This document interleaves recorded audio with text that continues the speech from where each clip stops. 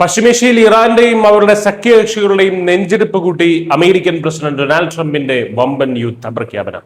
ഇന്ന് രാത്രി വളരെ ശക്തമായി ഞങ്ങൾ തിരിച്ചടിക്കും എന്ന് ട്രംപ് പ്രഖ്യാപിച്ചതോടെ വെറുമൊരു ബോംബാക്രമണത്തിനപ്പുറം ഇറാന്റെ ആകെത്തുകയായ എണ്ണ സാമ്രാജ്യം തന്നെ പിടിച്ചെടുക്കാനുള്ള പ്ലാനിലാണ് അമേരിക്കൻ ഭരണസിരാ കേന്ദ്രമായ പെന്റഗൺ. അമേരിക്കയുടെ അപ്പാഷെ ഹെലികോപ്റ്റർ വെടിവെച്ചിട്ട ഇറാന് നേരെ കഴിഞ്ഞ 2 ദിവസമായി US സൈന്യം കടുത്ത മിസൈൽ ആക്രമണം നടത്തുകയാണ്.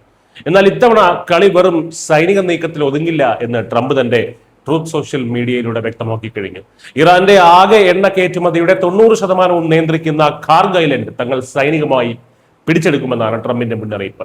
വെനസ്വേലയിൽ ചെയ്തതുപോലെ തന്നെ ഇറാന്റെ മൊത്തം എണ്ണവാതക വിപണിയുടെ നിയന്ത്രണം അമേരിക്ക ഏറ്റെടുക്കാൻ പോവുകയാണ്. കഴിഞ്ഞ മാർച്ചിൽ ഖാർഗ് ഐലൻഡിലെ സൈനിക താവളങ്ങൾ അമേരിക്ക തകർത്തിരുന്നുവെങ്കിലും അന്ന് എണ്ണപ്പാടങ്ങളെ ഒഴിവാക്കിയിരുന്നു.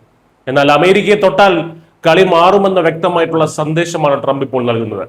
ഇറാന്റെ എണ്ണക്കടത്തിന് കൂട്ടുനിൽക്കുന്നവർക്ക് കടുത്ത ഉപരോധം ഏർപ്പെടുത്തിക്കൊണ്ട് കഴിഞ്ഞ ദിവസങ്ങളിൽ അമേരിക്ക ഇതിനുള്ള സാമ്പത്തിക ചക്രവ്യൂഹം തീർത്തിരുന്നു.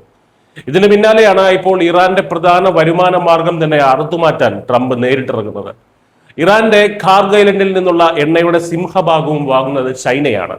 അതുകൊണ്ട് തന്നെ ഈ ദ്വീപ് അമേരിക്കയുടെ കയ്യിലായാൽ അത് ഇറാന് മാത്രമല്ല ചൈനയുടെ ഊർജ്ജ സുരക്ഷയ്ക്ക് മേൽ വീഴുന്ന മാരകമായ പ്രഹരവും കൂടിയായിരിക്കും.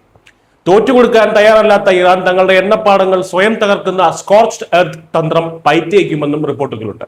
ശത്രു സൈന്യത്തിന് പിടിച്ചെടുക്കാൻ ഒന്നുപോലും ബാക്കി വെക്കാതെ തങ്ങളുടെ സ്വന്തം എണ്ണപ്പാടങ്ങളും അടിസ്ഥാന സൗകര്യങ്ങളും യുദ്ധകാലത്ത് സ്വയം തകർത്ത് കളയുന്ന അങ്ങേയറ്റം ക്രൂരമായിട്ടുള്ള ഒരു യുദ്ധതന്ത്രമാണിത്.